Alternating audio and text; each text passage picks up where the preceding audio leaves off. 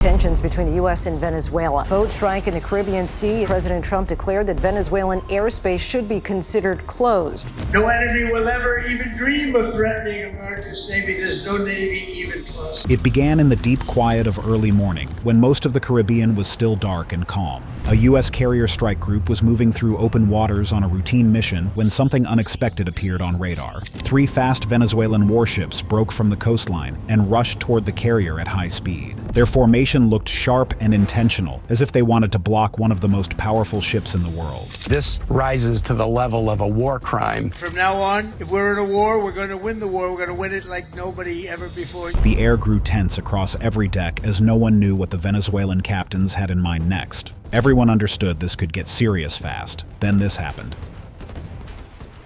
Turbulent tides, background and context, before the showdown. What was about to happen that fateful morning in the Caribbean did not appear overnight. It built slowly, layer by layer, as political disputes, sanctions, and competing interests pushed the United States and Venezuela onto a rough path. Over the last few years, the United States tightened its sanctions on Venezuela's oil and maritime sectors. These restrictions restricted revenue flows and limited how Venezuela could operate at sea. In response, leaders in Caracas began claiming wider security zones around offshore resources and busy trade routes. Many observers viewed this as a direct challenge to international rules and a bold attempt to expand their control over open waters. Not long after these claims, reports started reaching U.S. Strategic Command that Venezuelan Coast Guard cutters and patrol vessels were shadowing tankers, cargo ships, and even smaller fishing boats. The troubling part was that some of these vessels were in international waters. Venezuela insisted it was enforcing local laws, but to naval analysts, this kind of behavior looked more like a pressure tactic.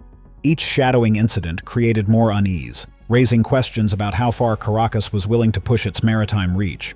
The situation became even more complicated because the Caribbean already had several sensitive issues: migration routes, drug trafficking paths, and smuggling channels cut across the region. These problems forced the U.S. Navy and Coast Guard to increase patrols to protect commercial traffic and keep humanitarian corridors open. With more American ships on the water and more Venezuelan vessels asserting control, the risk of misunderstandings grew. Every new patrol rotation became a test of patience for both sides. As tensions rose, both navies started gathering more intelligence. Submarines tracked each other's movements below the surface. Maritime patrol aircraft circled high above, capturing radar signatures and monitoring formations. Surface ships exchanged distant signals while staying alert for any shift in patterns. Day by day, the Caribbean turned into a stage filled with quiet but constant surveillance. It was the kind of environment where a single wrong move could create a major incident. Diplomatic ties did not offer much relief. Caracas repeatedly accused foreign carriers and allied vessels of provoking them simply by passing through open waters. U.S. officials answered by stating that international waters belong to all nations and that America would continue to operate wherever the law allows. These war of words made the atmosphere heavier and more unpredictable. Trust was already low, and each new statement pushed it lower. By the start of 2025, American naval doctrine was updated to match the rising tension. It emphasized the protection of vital shipping routes, the need for freedom of navigation, and readiness to counter any threat at sea. Commanders were instructed to stand firm, follow the law, and avoid unnecessary escalation, but also to defend their missions with steady confidence. It was in this charged backdrop of tension and provocation that a dawn encounter near the Caribbean became inevitable, and it would test American naval discipline under intense pressure. Dawn trouble, 3 warships race toward a U.S. carrier. At 4:17 in the morning, when most of the Caribbean was still covered in darkness, the radar aboard USS George Washington picked up 3 fast contacts moving across the water. Their speed sat near 30 knots, and their heading lined up perfectly with the carrier's route. Within seconds, bridge officers confirmed the identity of the contacts. They were Venezuelan patrol vessels moving with purpose. Earlier that night, Venezuelan Naval Command had sent out a heated broadcast accusing the U.S. carrier strike group of entering what they called an extended Venezuelan security zone. The U.S. Navy immediately rejected the claim because the area was clear international waters. Legal or not, Venezuela treated the accusation as permission to act. Their commanders mobilized patrol craft before dawn, with the intention of confronting the American group at first light. This decision created the spark that set the entire encounter in motion. As the carrier group continued forward, the Venezuelan vessels locked themselves into a sharp V-shaped formation. The point of the wedge aimed straight at the carrier's bow. This shape is known in naval operations as an intercept barrier, and it is used to block or slow a larger ship by forcing it to modify course.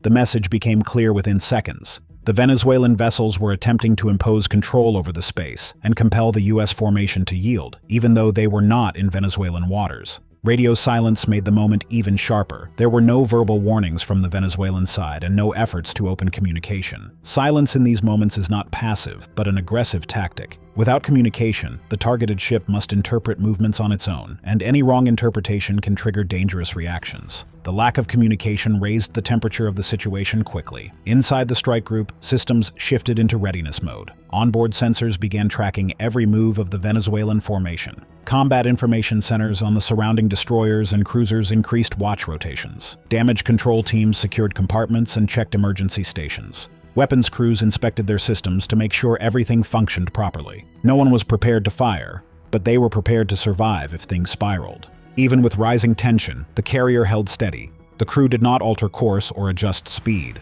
Rather, they followed standing doctrine. U.S. naval discipline demands calm presence in moments of pressure, especially when tested by sudden aggressive moves. Strength in these cases is shown through consistency. Sailors on deck could feel the tension as the gap between the two sides narrowed. A carrier may be massive, but it still feels exposed when fast patrol boats charge toward it. Every lookout scanned the sea for sudden turns or warning flashes, and the air carried a heavy stillness that comes only when danger is close but not yet fully revealed. As the distance shrank, each second felt longer. The Venezuelan wedge tightened and the American formation held firm. No one flinched, no one broke posture, and both sides watched for the slightest mistake that could change everything. The scene reached a level of quiet intensity that only real-world standoffs can create. It became a pure test of discipline and focus. A test of whether trained judgment could hold the line before fear or miscalculation took control. With danger closing in, the next move belonged to the U.S. Navy, and their answer came with sharp and calculated precision. Calm power. The U.S. Navy shows how a superpower handles pressure. The Venezuelan formation kept closing in, but the U.S. strike group was already moving with sharp, practiced coordination. USS Gravely broke from its escort position and surged forward. The destroyer glided across the waves with controlled strength, placing itself directly between the carrier and the incoming patrol boats. It now served as a shield in motion, taking the front line so the carrier could keep its steady path. The sudden appearance of Gravely in their way forced the Venezuelan captains to rethink their approach. Their consoles lit up with proximity warnings as the destroyer cut cleanly through their formation. The wedge they formed began to split. The gap created hesitation, and this hesitation slowed the aggressive push they had started only minutes earlier. From the deck of USS George Washington, the crew launched an MH-60R Seahawk. The helicopter lifted into the cool morning air, rising as an overseer above the standoff. Its sensors scanned the ocean, locking on to each of the 3 patrol ships. Even from hundreds of feet in the air, the helicopter fed a constant stream of clear information back to the command center. Nothing moved without being seen. Inside the strike group's operations rooms, screens filled with infrared outlines, radar tracks, and movement predictions. Every turn of the rudder from the Venezuelan ships was flagged and analyzed. The more data the U.S. gathered, the more control it had over the unfolding tension. On the deck of Gravely, the 5-inch gun rotated. The crew aimed it toward the approaching vessels. The weapon did not lock, and the system did not prepare to fire. The barrel simply pointed in their direction. This simple gesture carried weight. It told the patrol boats that Gravely was alert and ready. No one on either side needed a spoken threat, as the message was already clear. Electronic surveillance equipment across the U.S. formation picked up every radio pulse and every radar scan from the Venezuelan ships. The patrol boats knew they were under full observation. Their signals, engine signatures, and even minor communications were being tracked and stored. Through all of this, the carrier kept moving at 20 knots. The enormous ship stayed in perfect formation. It refused to either slow down or drift. The officers on the bridge understood the power of calm movement. A steady course can turn into its own warning when everyone around is tense. Sailors on the flight deck watched the scene unfold. The sky was brighter now, but the early light did not ease the pressure. The presence of the helicopter and the firm stance of Gravely created a wall that the Venezuelan captains could feel even from a distance. The moment was charged, yet the U.S. response stayed measured and controlled. The tension did not disappear. It changed shape. The confrontation shifted into a quiet battle of patience and discipline that tested the nerves of every crew involved. As technology and discipline held the line, the confrontation shifted into a quiet war of nerves beneath the growing light of the Caribbean dawn. Silent pressure, a Cold War-style naval face-off. With no side willing to back down, the situation shifted into a tight, controlled standoff as both sides tested each other without making any direct. The U.S. strike group first began to broadcast a standard navigation reminder across open radio channels. The message was firm and clear. All vessels were urged to respect international maritime corridors and maintain safe distances. It was a lawful announcement that placed responsibility on every ship in the area. Anyone listening would hear that the U.S. was moving according to international rules, but the Venezuelan patrol boats did not reply. The radio sat in total silence, giving nothing back. Instead of words, the patrol ships raised maritime enforcement flags. These flags claimed authority over the route and signaled that they were acting under orders from their naval command. To the U.S. crews, the message was obvious. Venezuela wanted to show control, even if the waters did not legally belong to them. The distance between the two groups kept shrinking. 4 nautical miles now separated them. This was a risky zone in naval encounters. A wrong turn or a delayed reaction could lead to a collision or something far worse. Tension grew with every passing second. Escort destroyers on the U.S. side moved into a tighter formation around the carrier. The strike group wanted no gaps and no weak angles. Sonar teams increased the frequency of their sweeps. They checked for unusual engine signatures and any underwater activity. Even the civilian engineers on the carrier, who normally focused on maintenance and routine tasks, kept their eyes on the horizon. Everyone understood the weight of the moment. Above them, the Seahawk helicopter continued its steady loop. It circled over the standoff like a watchtower in the sky, with its sensors scanning the surface and the air around the patrol boats. No movement went unnoticed, and the shape of the helicopter against the morning sky reminded the Venezuelan captains that the U.S. had full awareness of every shift in the water. On the carrier deck, the work of the sailors did not stop, but their attention stayed sharp. Every radar ping caught their ears, and every quick shadow on the water made them look twice. Even the sound of waves breaking along the hull felt loaded with possible meaning. The silence from the Venezuelan side created a heavy atmosphere, and a single wrong choice could break that silence in the worst way. The Venezuelan vessels kept their formation tight, moving forward with slow and deliberate pressure. Their captains held their course without showing fear or retreat. The decision they made in the next minutes would determine the direction of the entire confrontation. The pressure built toward a breaking point, and the first real decision would reveal who truly controlled the sea that morning. Breaking point. Venezuela pulls back. At the height of the encounter, the 3 Venezuelan patrol ships pushed toward the U.S. carrier with a level of confidence that showed they believed they still controlled the situation. Their wedge formation stayed tight. Their engines kept pushing them forward. Their captains held their course without blinking. The U.S. carrier group responded with calm strength, but the moment grew more dangerous with every nautical mile that closed. The standoff had reached the exact point where even a small mistake could trigger a chain of events no one could reverse. Then this happened. The situation changed in a way that none of the surface crews could have seen coming. It began when the lead Venezuelan ship picked up a strange sonar return deep beneath the water. At first, it seemed unimportant. The signal was soft, almost buried in background noise. The sonar officer watched it for a few seconds, prepared to move on. Then the profile sharpened. The reading stretched into a short, clean outline that matched a fast attack submarine. The contact vanished quickly, but those few seconds were enough for the officers on board to understand what they had seen. Every Navy knows the rule. If a U.S. carrier is on the surface, a U.S. submarine is somewhere below it. The Venezuelan officers understood immediately that they were now being tracked from above by the U.S. Navy helicopter and from below by an unseen submarine. The reports moved fast through Venezuelan channels as the officers explained that closing distance on the carrier was no longer just a bold move. It was a move that could trigger a deadly underwater response. U.S. fast attack submarines are designed for this exact moment. If the situation crossed into a real threat, the submarine could respond with a level of force that no patrol ship could survive. Caracas studied the reports and made the only decision that would prevent disaster. Headquarters did not mention the submarine in the recall order, but the message was clear. All 3 ships were to pull back immediately.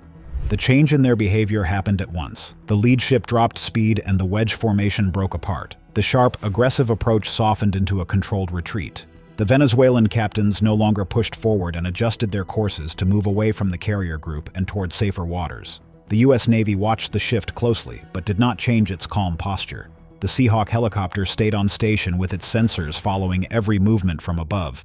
USS gravely remained between the carrier and the retreating vessels, showing steady force without unnecessary pressure. The George Washington continued along its original path without lowering speed or changing direction. The U.S. Navy had just proved that strong discipline does not require loud threats or rushed action. The strength was already present everywhere in the formation. The Venezuelan ships eventually moved far enough east-southeast that the danger faded. No shots were fired, with no collisions or last-second surprises. The standoff ended because hidden power under the water reminded everyone how quickly the situation could turn. The tension faded, but the message lasted, and this was why the U.S. Navy stood calm in the face of adversity. Why the U.S. never flinched: power rooted in technology and doctrine. The reason the U.S. carrier group never wavered during the confrontation was not pride or luck. It came from a system built to handle pressure from any direction. A carrier strike group is more than a large ship with aircraft on deck. It is a floating fortress with layers of defense that protect it from the sky, from the surface, and from the deep ocean. These layers work together during the tense moments with the Venezuelan patrol boats, proving why a calm response can be stronger than a loud one. The strike group's sensors were the first line of strength. Advanced radar watched the skies and the surface. Sonar kept track of everything under the water. Electronic surveillance collected radio signals and movement patterns from every direction.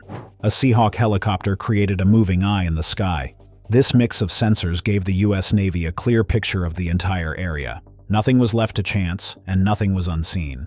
When the Venezuelan ships advanced, the strike group already understood their speed, direction, formation, and likely intentions long before they came close. This perfect awareness shaped the next line of strength. U.S. naval doctrine focuses on presence and deterrence. This means the Navy does not rush to fire weapons. It first uses posture, formation, and precise signals to show control. During the encounter, the ships held their course and did not panic or swerve. The destroyer, USS, gravely placed itself in the right spot to protect the carrier without provoking a fight, while the carrier itself kept its steady 20-knot speed. These moves were not signs of stubbornness. They were signals rooted in doctrine that had been refined over decades of naval operations. Training played an equally important role. Everyone on board knew their job. Sailors trained for these exact moments, where a mistake could create a crisis. Their calm behavior was the result of countless drills, simulations, and real-world experience. Damage control teams were ready, radar operators watched their screens with full focus, and officers studied every movement from the approaching ships. This preparation gave the strike group the confidence to stay steady. The moment also sent a message far beyond the Caribbean. Allies saw that the U.S. would protect sea lanes and stand firm in international waters. Other nations noticed that the U.S. does not need to fire weapons to show strength. The presence of the strike group itself was enough to shape the decisions of the Venezuelan captains. The slow shift from aggressive approach to careful withdrawal showed how powerful calm resolve can be. In the end, the outcome revealed a simple truth about modern naval power. The strongest weapon at sea is not always a missile or a torpedo. It is a well-trained crew backed by technology, doctrine, and discipline. This combination allowed the U.S. Navy to handle a risky moment with complete control, proving once again why a carrier strike group carries influence wherever it sails. With order restored and mission intact, the carrier group demonstrated that even amid provocation, disciplined professionalism remains the greatest weapon at sea. Aftermath at sea. Mission continues. Message delivered. The moment the Venezuelan patrol ships turned away, the U.S. carrier group shifted smoothly back into its routine. The deck of the George Washington came alive again as FA-18S roared into the sky for scheduled patrols. Helicopter crews swapped out in clean rotations while supply teams moved equipment, fuel hoses, and cargo crates with practiced speed. The ship's daily rhythm resumed, as if the confrontation had been only a brief shadow passing over calm water. As USS Gravely eased back into its escort position off the carrier's flank, its crew felt the weight of what they had just handled. They had stepped forward at the right moment, held the line, and protected the group without a single aggressive move. It was a small story in the wider world, yet to the sailors who lived it, it felt like a quiet victory built on discipline and precision. Inside the ship, officers gathered in secure briefing rooms. Screens lit up with radar images, sonar returns, and flight logs. Every detail from the encounter was saved and reviewed. Intelligence officers marked key moments. They studied the speed changes, formation shifts, and the sonar pulse that revealed the submarine's presence. All of it would help shape future training and refine doctrine. Nothing from such an event is wasted. It becomes data, knowledge, and preparation for the next challenge. News of the standoff spread through Allied networks across the region. Partner navies saw how the U.S. responded to a tense and risky situation. They noted the steady formation, the controlled signals, and the confident posture. It reinforced a shared understanding that maritime stability is not kept by loud threats, but by calm enforcement of international rules. The George Washington Strike Group pushed forward along its planned route, and its mission continued exactly as designed. The message was already delivered through action alone. The United States respects the rules that keep the oceans open and safe. It prepares for danger even in calm seas. It responds with strength rooted in training and reason, and when tested, it stands firm. The carrier kept moving steadily, carrying forward both its duty and the proof that readiness and restraint can guide a troubled moment back into order.